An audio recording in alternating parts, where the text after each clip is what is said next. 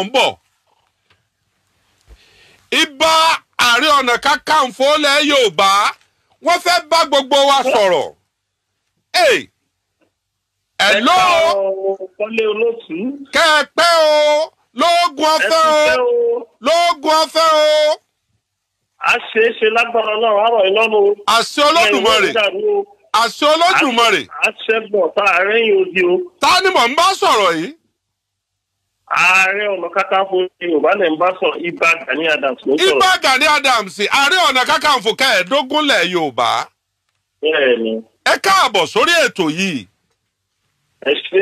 Àwọn èèyàn fẹ́ gbóhùn yín kọjú kiri sí mi kí n bí Ìbà Ààrẹ Ọ̀nà Kakanfò ń béèrè. Ìbà Ààrẹ Ọ̀nà Kakanfò àwọn èèyàn lè tutù pọ̀ lórí ọ̀rọ̀ tí ń ṣẹlẹ̀ yìí. Ẹ ṣe níbo lẹ wà nígbà Sunday tí tó gbégbèsè tó ní agbára tẹ́nìkan ọ̀fẹ́ ẹgbẹ́rí níbo lẹ́yìn wàṣà. Ẹ̀yin ló lórí ogun generalissimo níyìn nílẹ̀ Yorùbá. Wọ́n ní bóun lẹ ṣe akáwọ́ gbéra tẹ́ ẹ̀ ṣe nǹkan kan tó fi di wípé Sunday Ìgbòho ló gbégbèsè. Àwọn tó wá nínú tutù púpọ̀ jù bóyá wọn ò mọ̀ tán ibi tí mo ti ń bọ̀ ni. Wọn ò dẹ̀ mọ̀ tán nǹkan tí mo ti ṣe nílẹ̀ Yorùbá láti bí 28 years. 28 years. Fẹ́ kọ́ mọ̀ wípé ọ̀rọ̀ Òkè Ògùn ní ọdún tó kọjá mo sì dá sí. Èmi ní àwọn ìlú Kìṣípè lórí àwọn criminal Fúlàní herdsmen tó ń gbà wọn. Àwọn Kìṣí ló pè yín. Bẹ́ẹ̀ àwọn Kìṣí àwọn èèyàn Kìṣí. Àwọn ẹ̀yin ní ẹ kọ́kọ́ pè. Ní October. Wọ́n pè mí lórí àwọn criminal Fúlàní herdsmen tó ń dààmú wọn ní forest reserve Ọ̀yọ́ national park tó wà ní Kìṣí. Ìgbésẹ̀ wo lẹ wá gbé ńgbà náà? Wọ́n ṣe ń kó wọn tó ń gbowó táwọn olóyìnbó ń pè ní kidnapping. Èmi ni mo ọ̀dà àwọn OPC àti àwọn ọlọ́dẹ pẹ̀lú vigilante pé kí wọ́n lọ flush wọn jáde ńbẹ̀. Ẹ̀yin lẹ àtà ṣiṣẹ́ yẹn tán níjọ́ Saturday òru Saturday sí Sunday. Sunday òun náà wá lọ síbẹ̀ níjọ́ Thursday ó lọ ṣe tiẹ̀.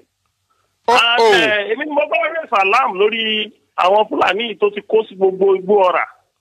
Mo rẹ̀ sàlám lórí tí gbogbo ayé mọ̀. Tí ẹ bá wò ó ẹ bá wo pépà tó ní kọ́bí 2 weeks ago. Ẹ gbọ́ pé àwọn Fúlàní kan kidnap àwọn tó ń lọ sí ilẹ̀ Haúsá láti lọ ra nǹkan. Bẹ́ẹ̀ni. Àwọn bíi 10 nínú ọkọ̀. Bẹ́ẹ̀ni. Àwọn OPC àti Àmọ̀tẹ́kùn àti vigilante pẹ̀lú ọlọ́pàá. Àwọn lọ arrest àwọn kidnapper nínú igbó kìjikìji ní Iléṣà. Àwọn vigilante àwọn OPC àtàwọn Àmọ̀tẹ́kùn ló gbà wọ́n. Àní ẹni tó bá ti mọ nǹkan tó ń pè ní ìtànjẹ sọ̀rọ̀ délẹ̀ wọn lóbìnrin ọ̀rọ̀ kan lé. Ẹ ń sọlẹ̀. Tó bá wò ó OPC ló stọ́ọ̀pù Bàdú tó ń fi òkúta ń pààyàn ní Èkó àti Ògùn state. Nígbà tó wá àwọn ọlọ́pàá ò ka mọ́ OPC náà pè. Àwọn Bàdó ti ń pààyàn l'Ékòó. Láti bí 3 weeks péré la fi stop gbogbo kìíní yẹn tí ní ọ̀ṣẹlẹ̀ mọ́dé ní. Ààrẹ gbogbo àgbáyé lẹ́mọ̀ ń bá sọ̀rọ̀. Nígbà tí àwọn kidnapper kan tó wá láti Niger Delta tó gba gbogbo pẹ́tà gbogbo ọ̀nà Badagry OPC náà ló lọ flush wọn gbogbo inú ilé tó di ìlú tó ti kọ́ tó lé ní 600 tó ń kó àwọn èèyàn tó ń pààyàn tó ti pa lieutenant army àwa la lọ flush wọn pẹ̀lú support Ọjọ́ cantonment. Ẹsikísà gbogbo àgbáyé lẹ́mọ̀ ń bá sọ̀rọ̀ yìí. Sunday Igboho àbúrò wa ni. Ẹ mọ̀ pé ibi tó ti ṣiṣẹ́ yẹn ìpẹ́ náà ni ọmọ Ìbàràpá àti Ògùn kò sí yàtọ̀ níbẹ̀. Nígbòho. Olórí ogun náà lòun náà. Nǹkan tó ṣe inú mi dùn sí. Kábíyèsí ẹ̀ẹ́dẹ̀rí tó sọ pé gbogbo kan tó ṣe ààrẹ mọ̀ pa ẹ̀. Ṣé nígbà tó wá ṣe ṣáàdì náà ẹ̀ bó tẹ̀ jẹ́ tó ti pẹ́ tó ti bá mi sọ̀rọ̀ rí. Lóògùn ọ̀fẹ́ o. Ìgbà tó ti bá mi sọ̀rọ̀ gbẹ̀yìn ní October adẹ̀ríra gbẹ̀yìn ní 2013 ṣùgbọ́n ó sọ pé ààrẹ mọ̀ pẹ̀ ṣé. Gbogbo tó ṣẹ̀hún inú yín dùn sí bàbá. Bẹ́ẹ̀ni kábíyèsí inú mi dùn sí. Lóògùn ọ̀fẹ́. Ẹnìkan ò lè ṣiṣẹ́ tó wà nílẹ̀ yìí tán. Iṣẹ́ gbogbo ìlú ni. Tó bá dé stage kan gbogbo àwọn olóòdẹ ní gbogbo ọlá máa yìnbọn ṣọ́ọ̀bù ààrẹ nìkan ni. Ókè jẹ́ kí n fún yín ní ìtàn àwọn Ààrẹ Ọ̀nà Kakanfò. Ẹ jèrè. Ní ayé àtijọ́, ayin. ẹkùn mẹ́rin nílẹ̀ Yorùbá wà. Bẹ́ẹ̀ ni. Ẹkùn mẹ́rin yẹn, àwọn olórí ogun mẹ́rin, olórí ogun kọ̀ọ̀kan máa hẹ́ẹ̀dì ẹkùn kọ̀ọ̀kan. Wọ́n jẹ́ olórí ogun mẹ́rin. Wọ́n pè sí region mẹ́rin. Àwọn ogun mẹ́rin tó hẹ́ẹ̀dì ẹkùn kọ̀ọ̀kan yẹn. Wọ́n ti wá ogun lọ́kọ́ àpọ̀ rẹpẹtẹ. Ogun náà máa wà lábẹ́ Ààrẹ Ọ̀nà Kakanfò.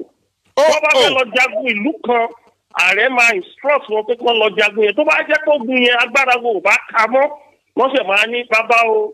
Agbára wo ò ká o. Ẹ wá ràn wá lọ́wọ́ o. Ẹ jẹ́ kí n fún yín ní ìtàn Èkìtì Parapọ̀. Èkìtì Parapọ̀ àti Ìjẹ̀ṣà.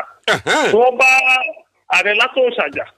Nígbà tí ààrẹ Látòòṣà dá àwọn ọmọ ogun pé kí wọ́n lọ jagun yẹn, nígbà tí agbára wọn ò ká mọ́ bíi ọdún 8 nínú ọdún 16, ààrẹ Látòòṣà ṣẹ̀ wá lọ join wọn bẹ̀. Bí wọ́n ṣe tí ààrẹ bá bẹ̀ fẹ́ nì lọ́jọ́ ní ayé àtijọ́, ẹṣin 400 àwọn ọmọ ogun 400 á wà wájú, bẹ́ẹ̀ni, àwọn ọmọ ogun 400 á wà lẹ́yìn, ààrẹ á wà láàárín pẹ̀lú àwọn kọ̀mándà ológun kọ̀ọ̀kan tó máa wà pẹ̀lú ẹ̀. Wọ́n ní kí wọ́n tó fi bàbá wọ́n ní wọ́n tó fi yín jẹ́ Ààrẹ Ọ̀nà Kakanfò. Wọ́n ní Aláàfin béèrè wípé àwọn ẹ̀ṣọ́ rẹ̀ dà pé a gbọ́dọ̀ kó irinwó ẹ̀ṣọ́ wá ẹ sì kó gbogbo ẹ̀ ó pé pérépéré déwájú Aláàfin 400. Afẹ́fẹ́ ẹ̀ṣọ́ OPC ní 400 millions of members ní OPC. Millions ní OPC ní. Millions of members ní. Kábíyèsí Ọlọ́run. Bí Sunday kan ṣe jẹ́ akọ gbogbo ó mọ àwọn olórí ogun tó wà níbàdàn pẹ̀lú ẹ̀ tọ́jú OPC. Kábíyèsí Ọlọ́run. Ọmọ Olúmọ tó jẹ́ coordinator wa, Olúmọ ló move lọ sí Kìṣí tó lọ ṣiṣẹ́ yẹn. Àǹtẹ̀bádé stage kan kò sí àìmọye ọmọ ogun ló wà níbẹ̀. Ṣùgbọ́n bí Sunday ṣe ìkọ́ tó dání. Nǹkan tí ọmọ Yorùbá gbọ́dọ̀ dùn sí ni nítorí pé àwọn Fúlàní ti fẹ́ sọ ilẹ̀ Yorùbá di ìdàkudà ní Ìbàràpá àti Òkè Ògùn. Nǹkan tí ọmọ Yorùbá gbọ́dọ̀ dùn sí ni.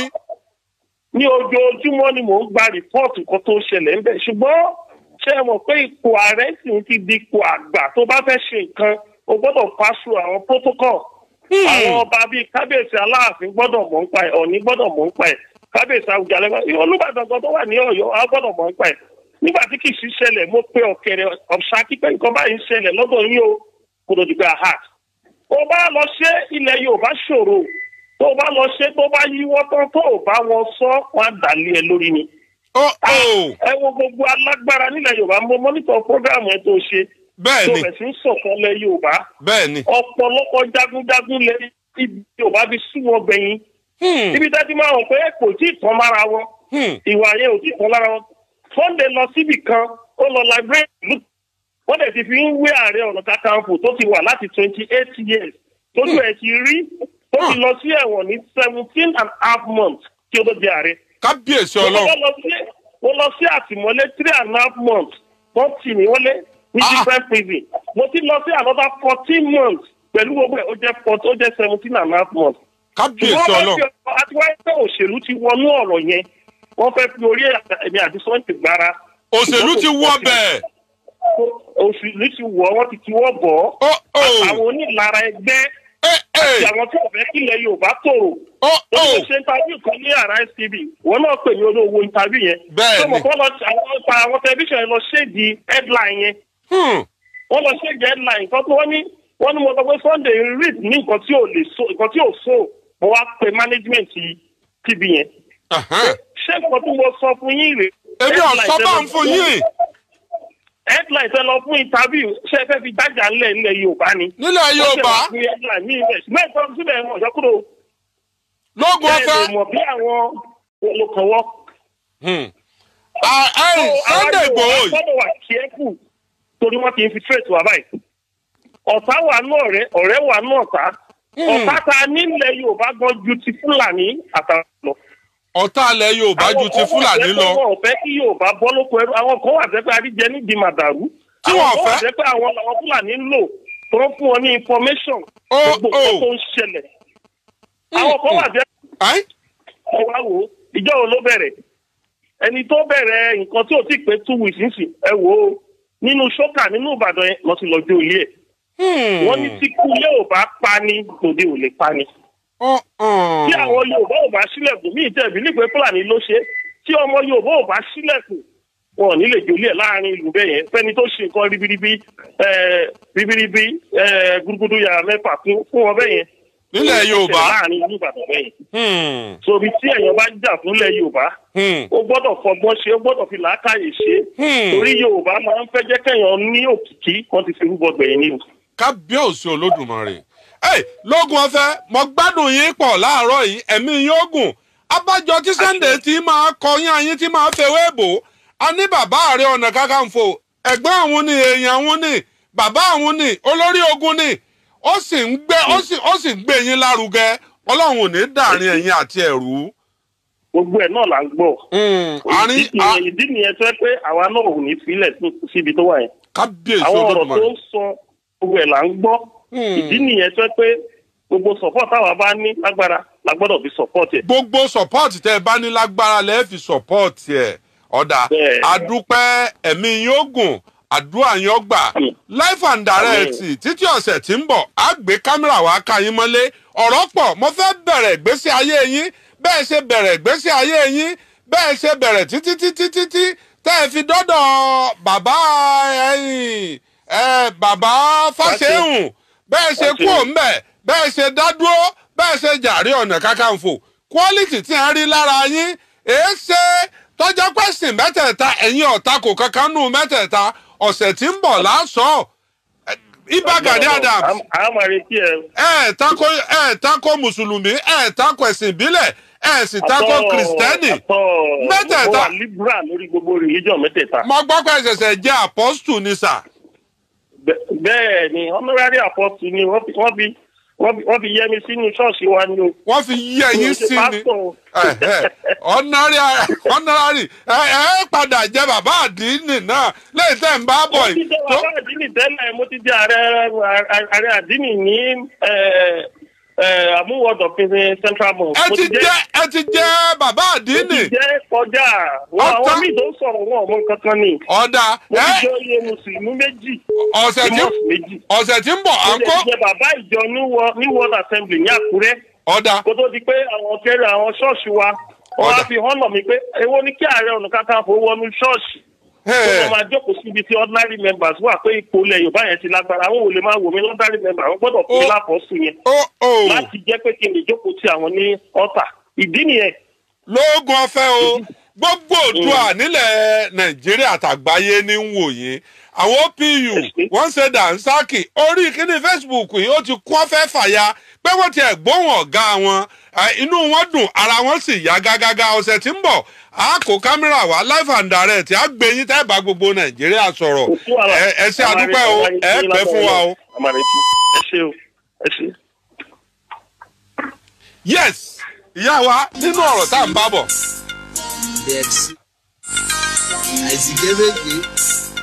èwo lẹ̀ ń gbé wá yìí èwo lẹ̀ ń gbé wá rẹ́kọ̀dù dà ìyá wa nínú ọ̀rọ̀ tá à ń bá bọ̀ kí bàbá Lógun Ọ̀fẹ́ tó wọlé ẹ ń sọ̀rọ̀ nípa iṣẹ́ àgbẹ̀ alárojẹ àti commercial. bẹ́ẹ̀ni à ń sọ pé ọ̀tọ̀ ní kéèyàn máa ṣe àgbẹ̀ pé ó dàbí ẹni tó kàn ń gbin pákí lẹ́yìn ilé ẹ̀. kéékèèké. kéèyàn kàn fẹ́ fi ṣe mọ̀ yín ń ṣe àgbẹ̀ náà.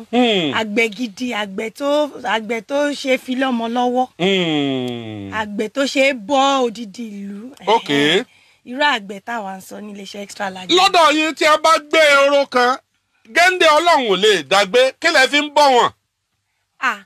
ọ̀dọ̀ wa ṣe rí nǹkan natural àwọn ò tiẹ̀ wá ń lo chemical fún wọn lábẹ́rẹ́ kankan àbí nǹkan just natural thing. bóò ni ẹ ṣe wà ń tóbi tó bá ń.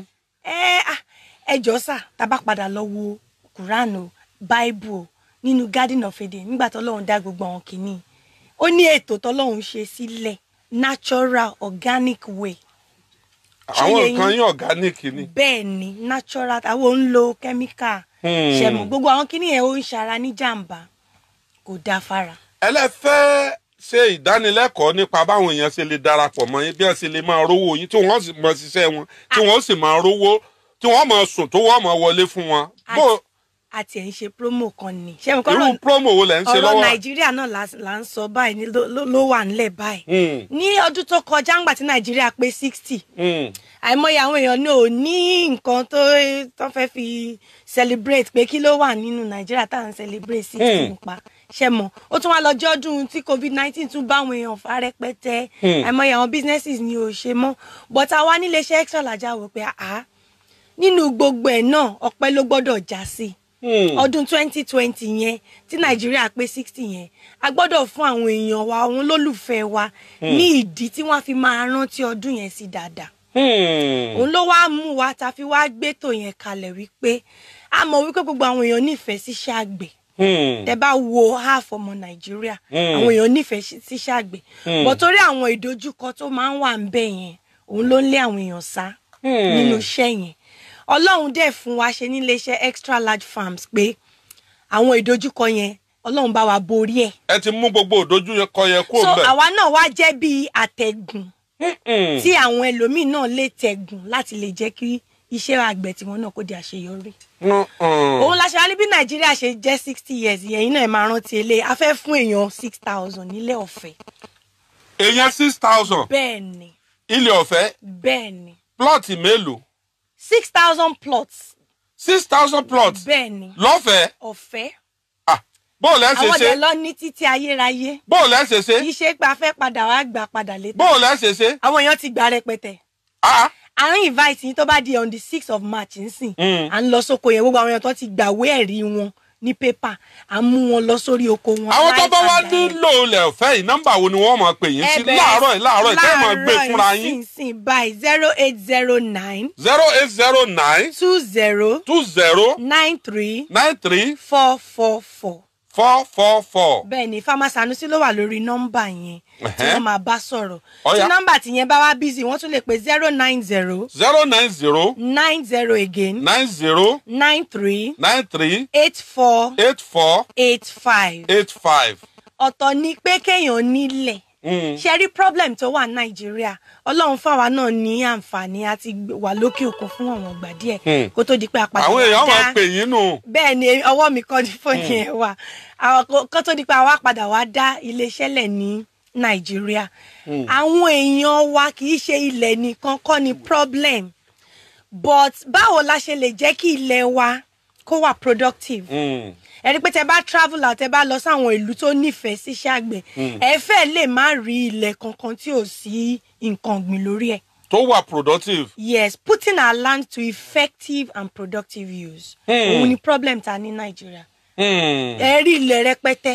wọ́n ní bẹ́ẹ̀ yẹn bá fẹ́ ṣiṣẹ́ oko tàbí wọ́n fẹ́ dá fáàmù ńlẹ̀ ẹ̀yin jẹ́ bí consultant téèyàn lè mú lọ pé téèyàn lè wá bá pé ọ̀nà wo ní gbégbà tẹ́sí làyàn lọ́yẹ. Bẹ́ẹ̀ ni à ń ṣe ìdojúkọ kan péré la kàn ní nínú ìyẹn tí àwọn èèyàn bá ní oko káàkiri tó fẹ́ ká wá bá wọn ṣe káàkiri bẹ́ẹ̀ ṣàpọ̀ lè má ṣe é ṣe. Bẹ́ẹ̀ni. So àwa máa ń kó tiwa papọ̀ sójú kan wọ́n ní bíi 6,000 staff lẹ́ni tí ń bá yín ṣiṣẹ́ tẹ́ ń sanwó oṣù fún lóṣooṣù. agbára Ọlọ́run ni sà. agbára Ọlọ́run ni. monitoring ni iṣẹ́ àgbẹ̀ need ẹni tó bá fẹ́ ṣiṣẹ́ àgbẹ̀ tó bá ti mọ̀ pé òun ò ní lè mójútó. irú àwọn nǹkan wo lẹ̀ ń sìn lóko yín.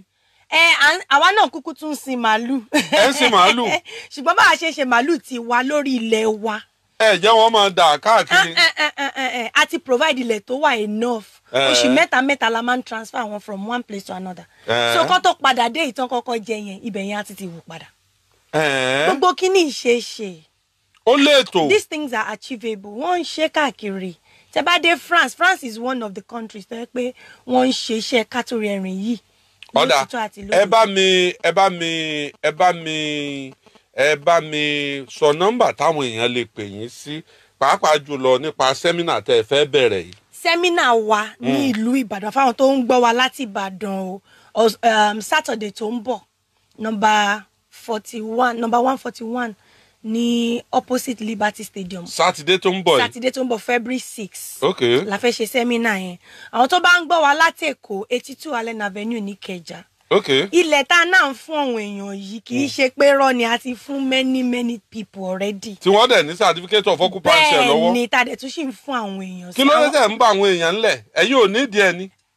ẹ jẹ́ kí n sọ àṣírí ibẹ̀ fún yín yàtọ̀ sí pà ń fún wọn nílẹ̀ a tún ń kọ́ wọn ní practical training lọ́fẹ̀ẹ́ náà ṣe ni gbogbo àwọn nǹkan tó wá ń gbìn nínú àwọn oko yìí náà àwa la tún bá wọn rà á padà. wọ́n ní ọ̀dọ̀ yín lọ́tà wọ́n ní ẹ̀dàlú kan tẹ̀ ẹ́ bẹ́ẹ̀ ni. bẹ́ẹ̀ ni agritech city la. wọ́n ní téèyàn bá wọ bẹ̀ èèyàn ò lè fẹsẹ̀ rìn mọ́tò ló lè gbé èèyàn. ẹ lè fẹsẹ̀ rìn tán níjọ́ kan o. nínú ìlú ibi tẹ́ ẹ dá tẹ̀. èèyàn máa sọnù sọ́nà ni o.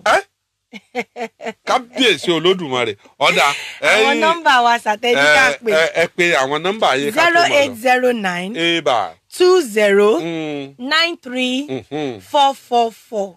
èmi náà fẹ́ gbalẹ̀ tèmi ó ní àwọn nǹkan téèyàn máa tábà fún yín nílẹ̀ àwa tún kọ́ la máa bá yín sanwó òṣìṣẹ́ tó máa ṣiṣẹ́. ẹ mọ̀ wọ̀rí gbogbo ẹ máa ṣàlàyé gbogbo ẹ̀ fún wọn. a máa ṣàlàyé ẹ̀ fún tó bá ti ń pè wá 0809 20 93 444 iléeṣẹ́ extra large farms àti 090 90 93 84 85. àwọn tó wà ń lo èbó ní sáwọn lè darapọ̀ mọ́ yín. dáadáa ní ẹgbẹgbẹ̀rún lọ́dún yìí nìkan tí kò bá ń ṣe torí covid ní ọdún tó kọjá a tún máa lọ ń ṣe sẹ́mínà wa lókè òkun bá ṣe ń lọ sí amẹ́ríkà lánàá. àti amẹ́ríkà tí ń gbọ́ yín ni london tí ń gbọ́ yín ni kí wọ́n pe nọ́mbà yín. ẹ pe àwọn nọ́mbà yẹn lórí whatsapp bẹ́ẹ̀ ni +234 809 20 93 444 tàbí kàn lọ sórí website wa ó ní live chat button kan bẹ̀ tẹ́ bá ti click button yẹn ẹ máa bá àwọn èèyàn wa sọ̀rọ̀. kí ni. www.extralargefarms.com extra large wa kò ní í níbẹ̀rẹ̀ o. www.extralarge.farms.com bẹ́ẹ̀ni àdúpẹ́ pẹ́ òkun ẹ ṣé. akọ́lọ́wọlé olóòtú ọmọ àdábánijà mò ń lọ apá kìíní sọkútù wọ̀wọ̀ rèé apá kejì ń bọ̀ tẹ́tí gbóhùn Sunday Igboho bó o ní léṣe jóná àwọn ìgbésẹ̀ wo ló tún gbé ṣé wọ́n mú ni àbí wọn ò mú apá kejì ẹ fún mi 10 minutes mo fẹ́ sáré mu nǹkan mo fẹ́ ọtí kọ́ o mo fẹ́ sáré mu tí n ò tí ì jẹun àárọ̀ mo fẹ́ lọ lè jẹun kí n mu tí 10 minutes time mo ń bọ̀ wá pẹ̀lú jagunjagun Sunday Igboho olórí ogun kò gbọ́dọ̀ káyìn ogun jagunjagun ló ń bọ̀ o agbára ológun ọ̀fẹ́ Gani Adams tán ó kù Sunday Igboho tá a fẹ́ gbóhùn ẹ̀ ìyẹn lápá kejì sọkútù wọ̀wọ̀ lónìí ni kò ní dọ̀là ẹ̀ lẹ́ńbẹ̀ wọn o.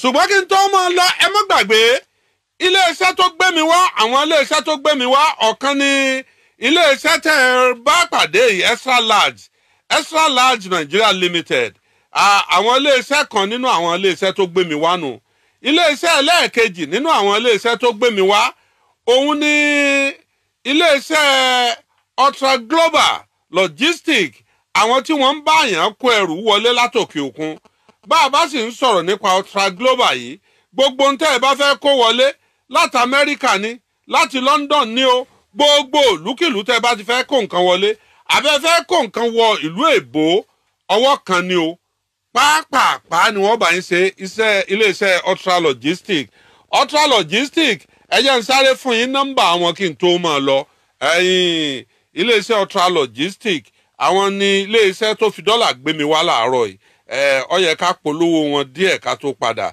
torí wípé yìnyínyìnyín kẹ́ni ó sè mí Ultra Logistics iléeṣẹ́ Ultra Logistics á polówó wọn ẹ sì gbọ́ nọ́mbà tẹ́ ẹ máa pè sí torí wípé àìfòkè olóore bájẹ́ o a kì í ṣe kí ni àìfòkè olóore bájẹ́ iléeṣẹ́ Ultra Logistics á polówó wọn á dàkọ iléeṣẹ́ wọn gbogbo ibi tí wọ́n ti wá ní tí wọ́n ń ṣe ń bẹ̀ gbogbo ẹ̀ lẹ́farabalẹ̀ gbọ́ ẹ̀yin tá à ń sọ̀rọ̀ nípa Sunday Igboho ìwọ tó ọmọ Sunday Igboho tó rí rí ìlọ́jẹ̀ ń pósì fọ́tò tèmi àti ẹ̀yà lẹ́sìn nílé ẹ̀ tuntun Global Ultra Logistics Lagos Lancers Air and Ocean Freighters gbogbo ń tẹ́ ẹ bá fẹ́ gbé kò sí bẹ̀rù ọ̀ǹtí le tó kó tó dẹ́kọ̀dà kẹ́ ẹ fẹ́ gbọ́ kó ojú omi ẹ pe nọ́mbà yìí +234 706